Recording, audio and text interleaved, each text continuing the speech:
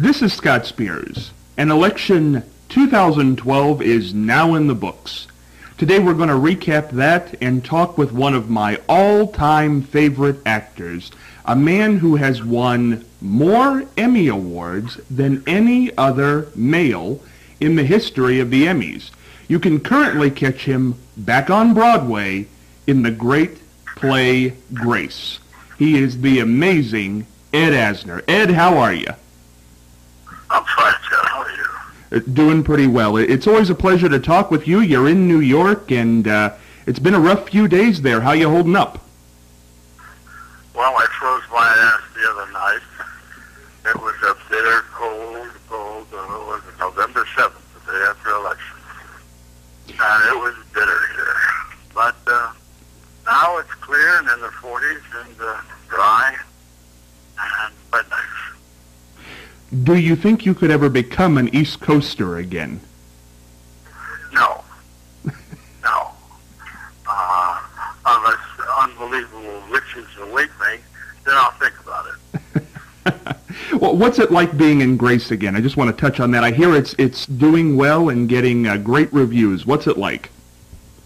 Well, it was doing very well. Unfortunately, Sandy and the succeeding storm have really kicked New Yorkers and the guests around, so that the mood is more somber than it was before the hurricane. Is it fun? Is it fun to be back on the stage?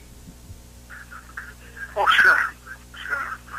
It's alive, and there are too many ogres waiting to whip you back into line, so to speak. Anytime you depart from the line, but that's part of the game and it's part of the fun. Well, I tell you, Mr. Asner, I want to get into this election because it was quite a night Tuesday. Obama wins re-election, 50 to 48%, a little over 60 billion votes. Mitt Romney got almost 58 billion votes. What are your thoughts on that election? Well, I was surprised that Obama did as well as he did. I was expecting even more of a cliffhanger than we got.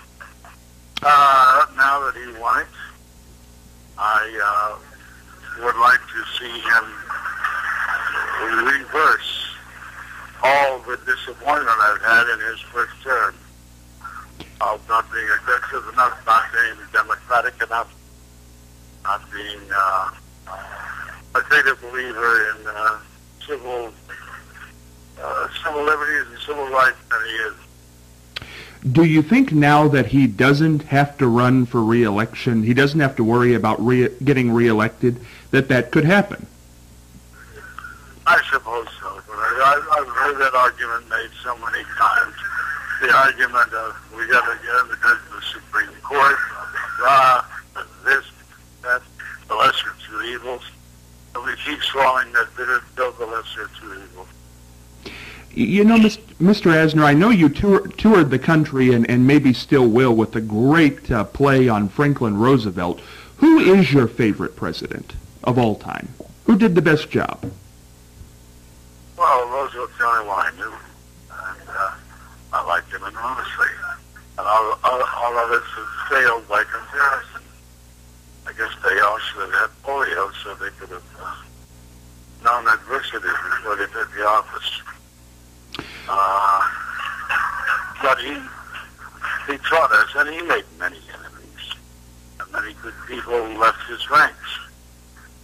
But most of them stayed because they knew that he certainly was the lesser of two evils, guaranteed. Yeah, you know, Mr. Asner, one thing that happened Tuesday night during the election was Florida.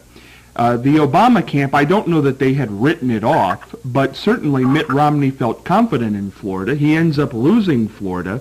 What do you think happened down there in the Sunshine State? I think those people saw what Republicans will do to them when they make them stand in line for 7 hours to vote.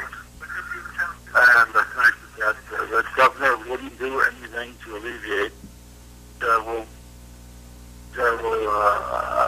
rigors of standing in line to vote. I I think it solidified the Republican sense. Where does Mitt Romney go from here, and what were your thoughts on him in general? I don't have many thoughts on him in general. I think he stepped into it when he took on this job, and I guess you should not be surprised that he got savaged pretty good from time to time. I don't have to worry about him longer. He certainly, I'd like to borrow a cup of money from him if he's not doing it. You know, Mr. Asner, you touched on it earlier on there that this election was supposed to be a lot closer than it turned out to be. Do you think that was a media illusion? Because if you really looked at the electoral map, it was really going to be hard for Romney to win. I wasn't aware. I'm out of touch with communications. I've been concentrating on the play so much. But I'm surprised to hear you say that. Well, you know, the popular vote was always going to be close, but usually in a presidential election it is close. It's interesting. I found that it was played up to be so tight, and it didn't end up really being that way. I think 338 electoral votes or 332 for Obama, 206 for Romney. That's hardly a close race. Yeah. Well, that's why they were able to announce so early. Yeah. But I'm pleased with the result. I'm glad that there were some congressional victories that were good. And certainly Elizabeth winning in Massachusetts is a good sign. So let's see what happens now, Scott. Yeah, here we go. I'll tell you two things that are going to happen now. We passed some very interesting legislation on Tuesday night that was kind of overshadowed by the presidential election. Maryland, Washington, and Maine, by the votes, by the polls, approved same-sex marriage, breaking quite a losing streak that had. 3 in a row that night went for same-sex marriage. What do you make, Ed? It's wonderful. I think it's inevitable. I'm proud to know that the guy who started it all was my separated wife's nephew, Gavin Newsom. Is that right? Yeah. Do you think this has been a long, hard-fought road, though? Of course it has. The fact that it's moving as swiftly as it is a sign that Americans are learning to adjust much more rapidly. What do you think has allowed Americans to adjust all of a sudden? Because this is a fairly short amount of time. Well, once you get over the enormous mountainous hurdle of black racial segregation, all else seems to whittle down to. Until too many people have that beloved nephew, beloved son, beloved daughter who are gay. It's not an uncommon occurrence. I certainly don't know. Cheney himself has a gay daughter, and I'm sure there are a few more out there. And amazingly enough, every time a legislator gets caught, he seems to be a Republican. Well, does this have more to do with the churches? And do you think that will ever change? Will they ever be able to accept that? It all depends whether they're fundamentalists or not. Yeah. If they're not fundamentalists, I certainly think they will. The black church has been a stumbling block on the road to the equality for gays. And I think that resistance is finally beginning to be addressed and put aside. It's very interesting. Also on Tuesday night, for the first time, the legal recreational use of marijuana was approved in Colorado and Washington. What do you make of that, Ed? had some great triumphs too. I had no idea that it was on the docket, and I think it will spread too. I think medical marijuana will become an acceptable thing. And it should be, because nefarious forces of evil and greed are the ones who created the punitive laws that govern our marijuana use. I'm not a user, but I certainly believe that it's beneficial to those who need it. You know, Mr. Asner, I want to talk about one more thing, kind of one of the oddities of this election. Donald Trump kept sticking his head in, and the night of the election took to his Twitter page and kind of went crazy, said we need a resolution or a revolution in this country. It said the world is laughing at us. What do you make of Donald Trump? Is he ever going to go away, or at least go away from this type of political bashing of Obama? Well, I think he's absolutely right. We do need a revolution, but he'll be the first one to get hung when we have it. Not a fan of Donald Trump. Huh? You're not a fan of Donald Trump, I take it. Oh, I think he's just fuss. What is it about him? Very unattractive to look at, and his manner is even worse. You know, before I let you go, Ed, and I know you got a performance tonight, so I want to give you enough time to get ready for that. I read something on the internet that we all know, we've talked about it in a past interview, that you are one of the people who thinks there needs to be some investigation into 9/11. Is it true you're going to be starring in a movie about that? I'm not looking to star. I would love to see the movie made. The truth's inherent in the script and be aired and heard by people who might not otherwise have heard it. When they do, then I'm delighted to let the subject run its course. Maybe more and more people will become convinced. Have you been down to It's amazing to me that people can reject it. And I finally whittled it down to why they do. They're either afraid for themselves, or they're afraid to destroy their myth of America. And that's what, by believing in such a story of 9/11 conspiracy. Well, let me put it. Destruction of the myth of America is very disturbing. Let me put it to you this way, Ed. Is there any possibility in your mind that 9/11 took place the way the majority of the country thinks it did? And what is that? I think they believe that the Islamic hijackers hijacked the planes with bombs. I don't believe that at all. No chance that Not happened. at all. Not at all.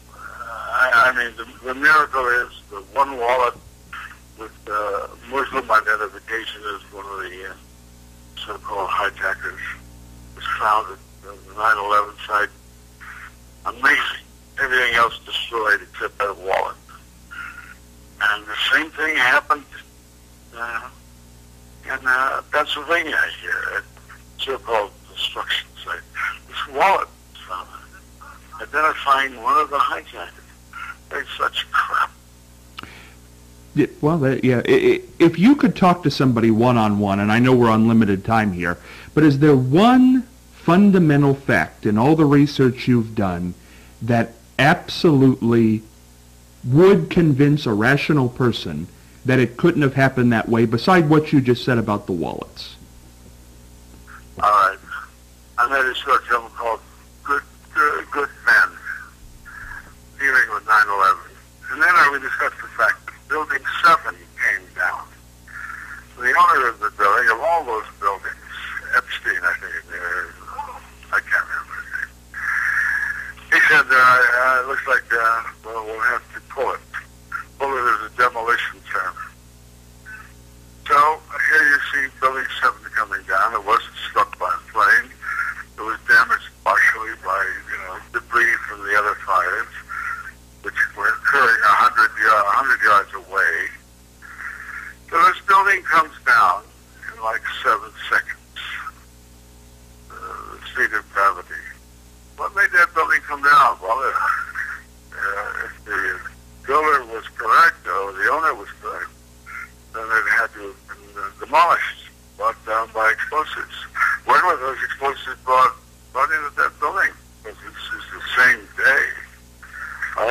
9/11 attack. One of those explosives would take an enormous manpower, bring all those explosives in. So maybe they were planted there already for whatever eventuality. If they were planted there already, that building did come down as if it were demolished in 7 seconds. And the Twin Towers came down about the same time, 100 stories, in 10 seconds, speed of gravity. Well, I then call upon you to say that the explosives were in Building 7 already, then maybe they were also in the Twin Towers. Else, when could they have brought in the explosives to bring them down? And a plane couldn't have brought those buildings down in 10 seconds, that's for sure. No matter how much they may sweat and try to get it to. So it's all poppycock. Well, I guess the question would be then, who did this? Well, until the government admits its failure to act, because the government was complicit, certain elements of government were complicit. It took an hour for an Air Force response. Jesus Christ, we're in bad shape. We could really get hurt. Well, anyway, so the government says no, the 9/11 theory does not hold water.